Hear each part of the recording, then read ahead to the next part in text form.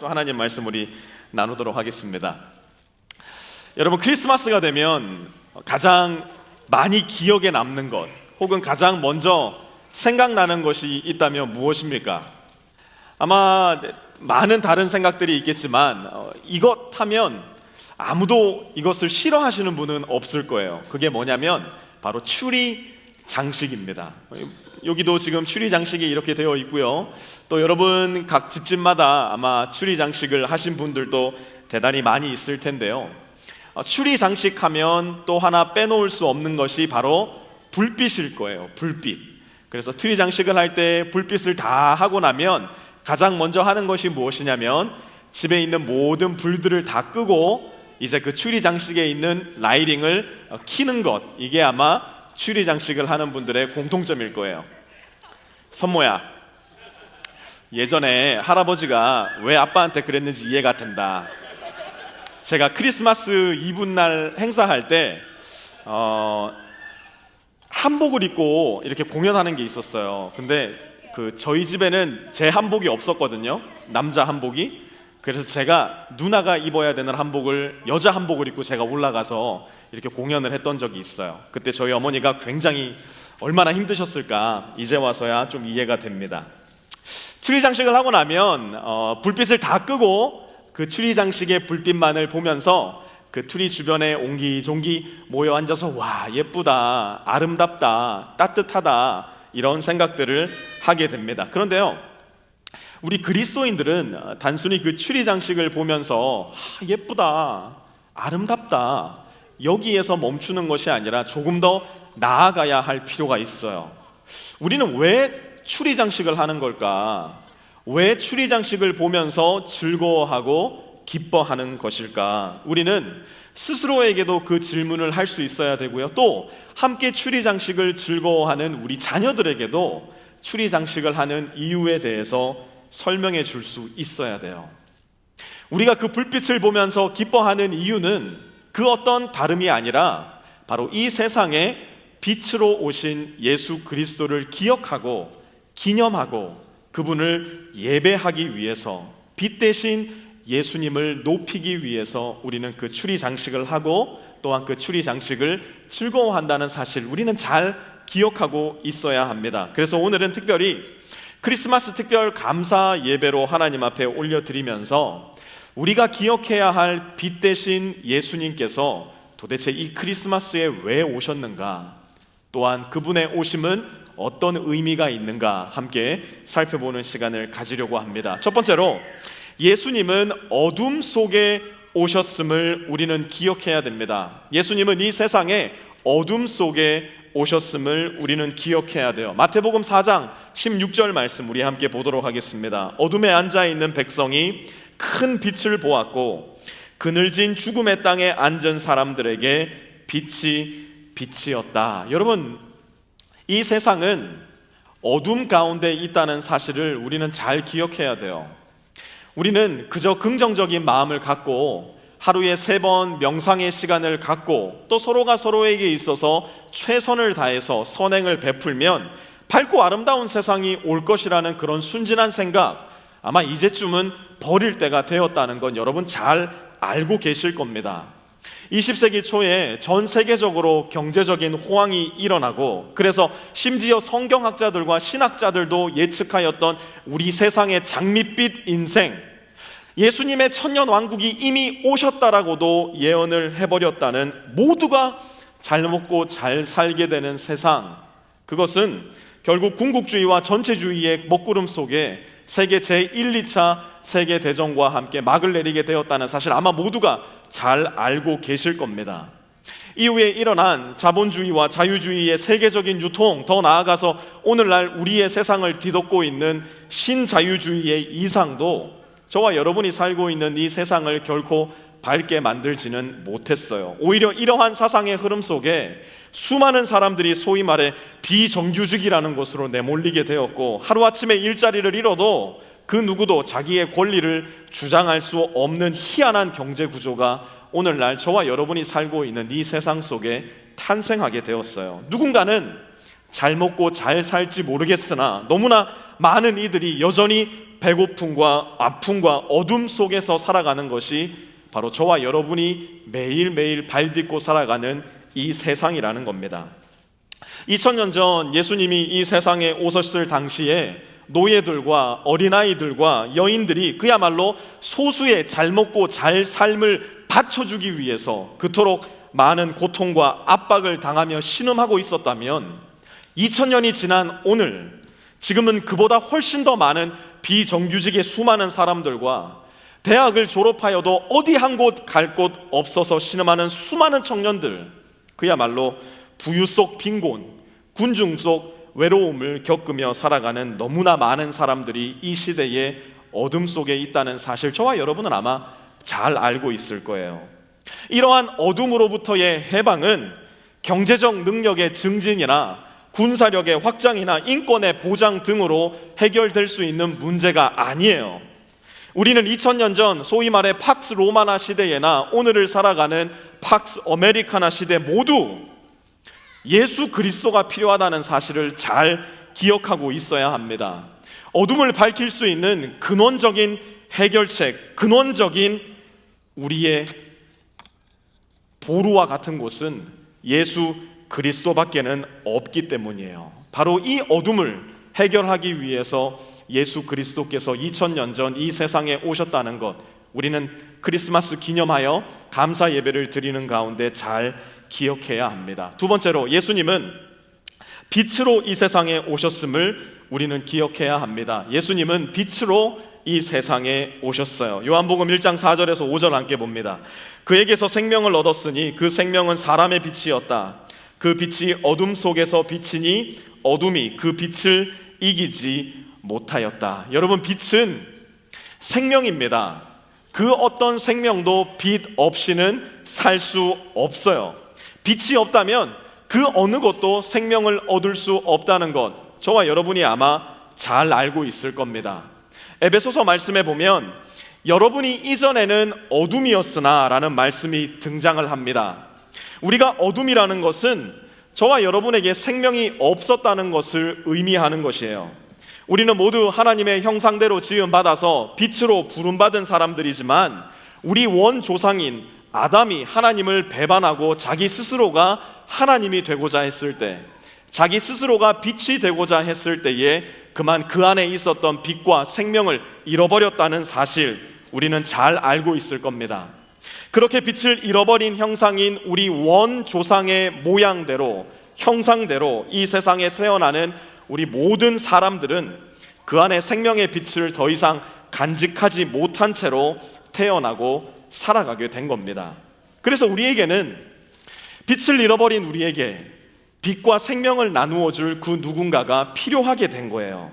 마치 이것은 우리 모두가 초를 들고 서 있지만 그 초에 불을 붙이지 못하여서 빛이 없는 모습과도 똑같은 모양입니다. 여기에 성육신, 곧 인카네이션의 아름다우심이 들어있어요. 여러분, 초에 불을 붙이는데 횃불을 들고 오는 사람 있습니까? 초에 불을 붙이기 위해서 화염 방사기를 들고 오는 사람이 있습니까? 그렇지 않습니다. 화염 방사기나 횃불을 들고 온다면 아마 초에 불을 붙이기는커녕 그 초를 다 불태워버리고 말 거예요.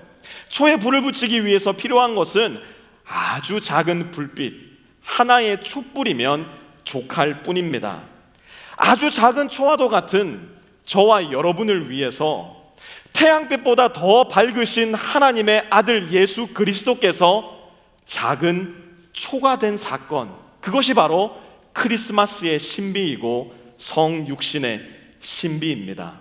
작은 불빛이 되어서 작은 불빛이 될 수 있는 저와 여러분에게 그 빛과 생명을 나누어 주신 사건이 바로 오늘 저와 여러분이 여기에 앉아서 감사하며 기념하는 크리스마스의 이유라는 겁니다. 여러분, 예수님이 태어나신 마국간을 한번 생각해 보시기 바라요. 거기에는 그 어떤 사람이 좋아할 만한 향기도, 그 어떤 사람이 좋아할 만한 모양새도 존재하지 않았어요. 여러분, 저는 나이가 아직도 굉장히 젊은 편이지만 제가 제 또래의 사람들에 비해서 굉장히 특이한 것이 하나가 있었는데, 그게 뭐냐면 저는 산부인과에서 태어나지 않고 집에서 태어났습니다. 제가 태어난 날이 이래봬도 부활절입니다.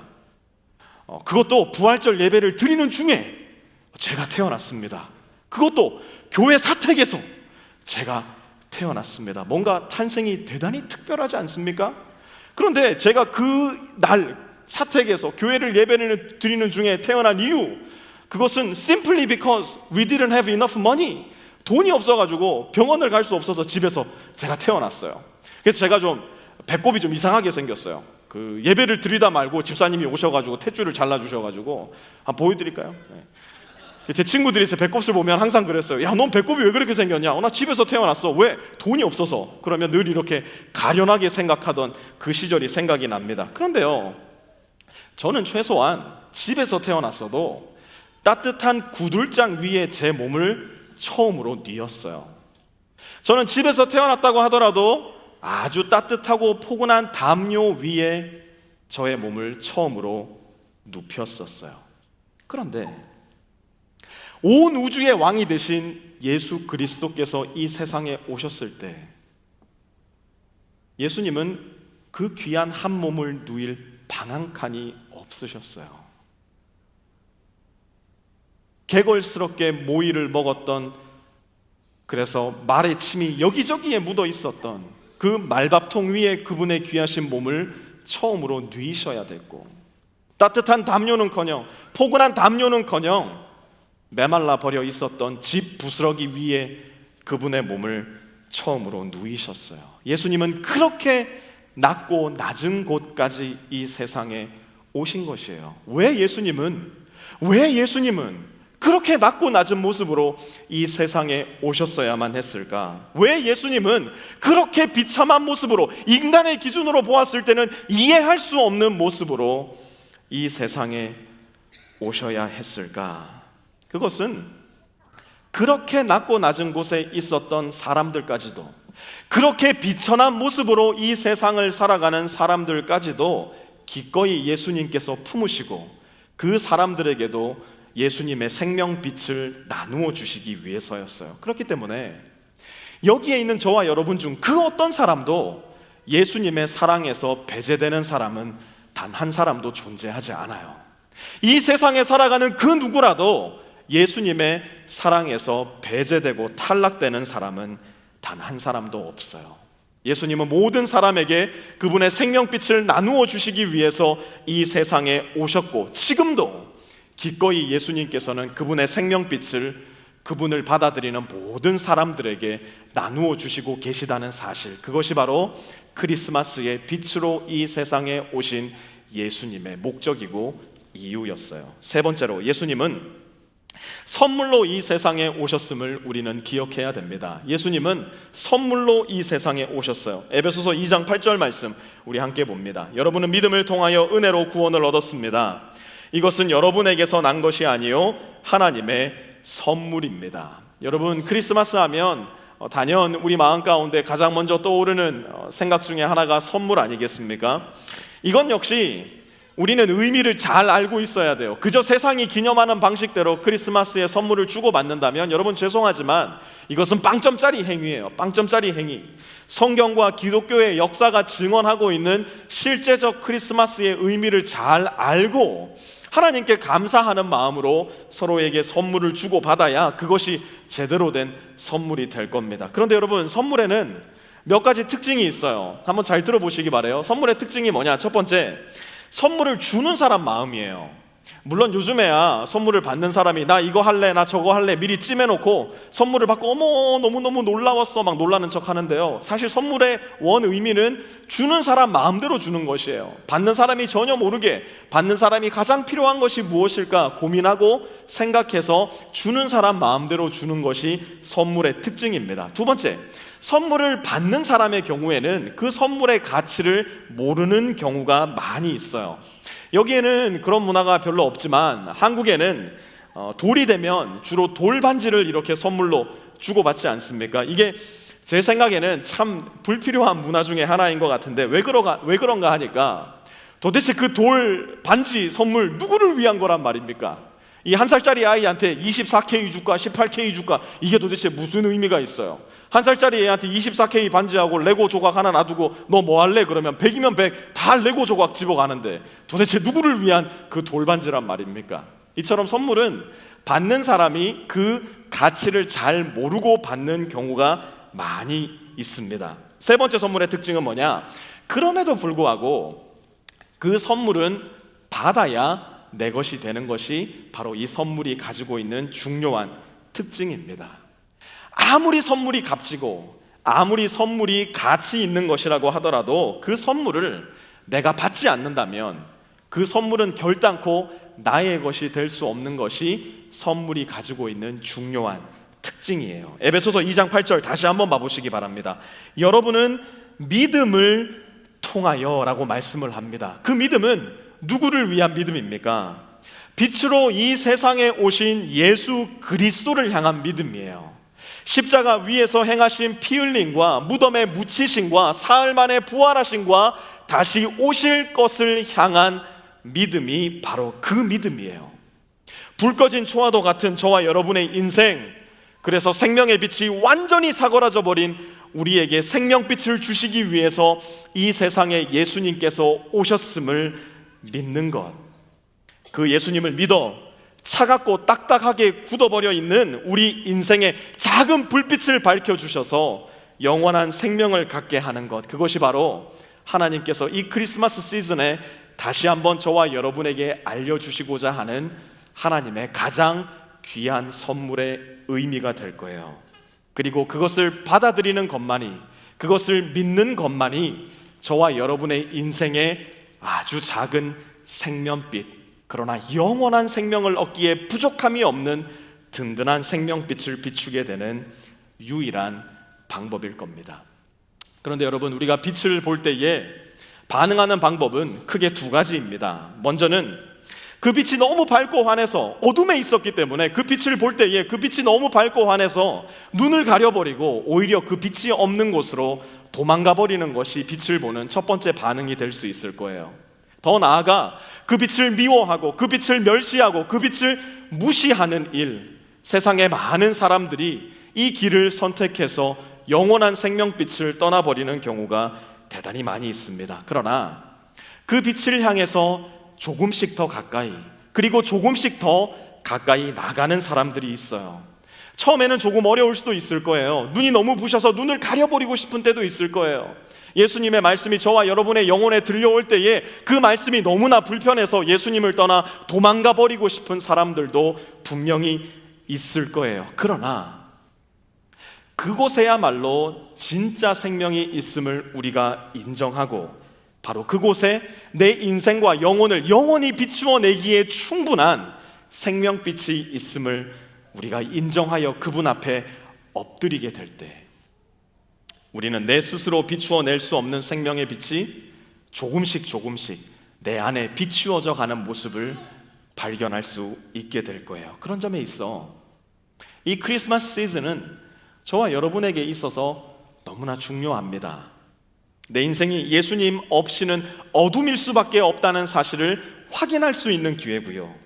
그 어둠을 밝히시기 위해서 아기 예수께서 이 세상에 오셨음을 인정할 수 있는 기회예요. 더 나아가 그 예수님을 나의 구세주요 주님으로 내 인생에 모셔드리고 그분의 생명빛을 나의 인생 속으로 받아들일 수 있는 것이 이 크리스마스 시즌이 저와 여러분에게 주는 아주 중요한 기회일 겁니다.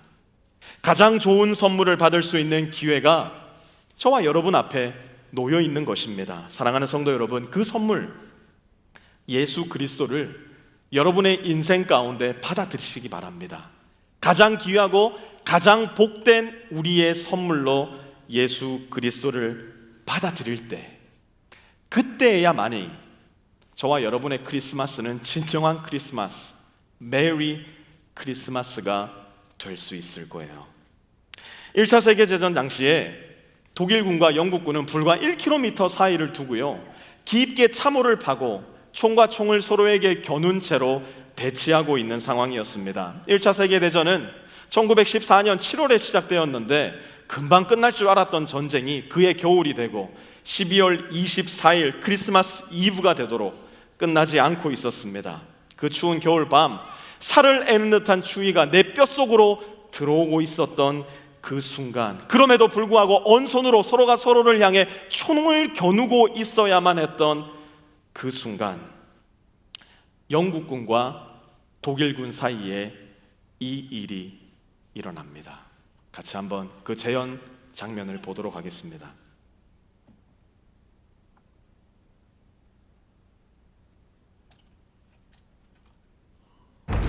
Nein!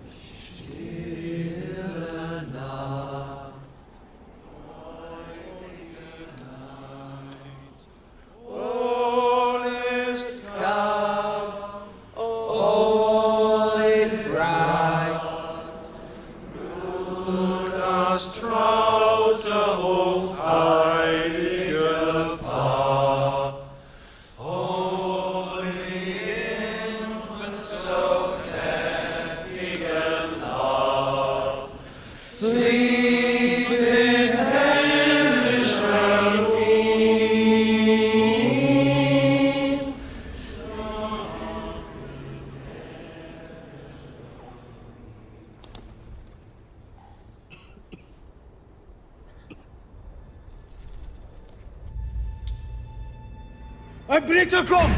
Ein Blitzer kommt! Jim? Jim, don't do it! Halt! Er ist nicht bewaffnet!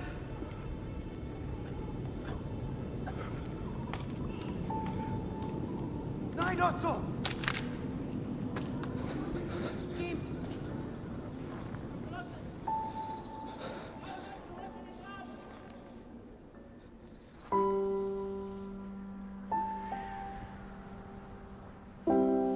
My name is Jim. Mein Name ist Otto. Pleased to meet you, Otto. Freut mich. Rose, she's called. Das ist schön. Das ist schön.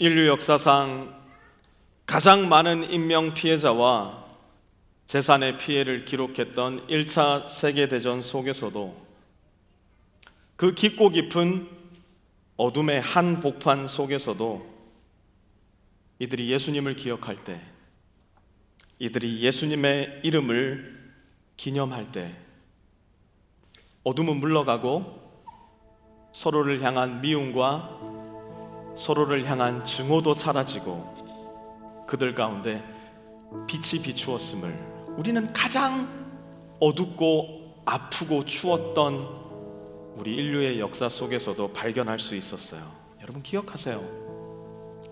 저와 여러분의 인생은 어둡습니다. 우리는 본질적으로 어둠으로 태어난 존재들이기 때문에 우리는 예수님 없이는 어두울 수밖에 없는 존재들이에요. 예수님은 바로 그 어둠을 밝히시기 위해 이 세상에 오셨으며, 예수님은 바로 저와 여러분 안에 아직도 존재하는 그 어둠을 내쫓기 위해서 여전히 저와 여러분의 마음 문을 두드리고 계시다는 사실 여러분 기억하시기 바라요. 그러므로 receive him. 그분을 받아들이세요. And your Christmas is finally truly Merry Christmas. 여러분이 예수님을 받아들일 때 여러분의 크리스마스는 진정으로 메리 크리스마스가 될 수 있을 거예요. 오늘 이 자리에 앉아있는 저와 여러분 모두 예수님을 우리 마음 가운데 주인으로, 우리 인생 가운데 구세주로 받아들임으로 말미암아 우리가 흔히 나누는 메리 크리스마스, 아무런 의미도 없고 감정도 없는 그런 메리 크리스마스가 아니라 예수님이 주인 되시는, 예수님 때문에 진정으로 메리 크리스마스가 될 수 있는 이 성탄의 시즌 되실 수 있기를 우리 주 예수 그리스도의 이름으로 축원합니다. 우리 자리에 다 일어나셔서 이 찬양 함께 나누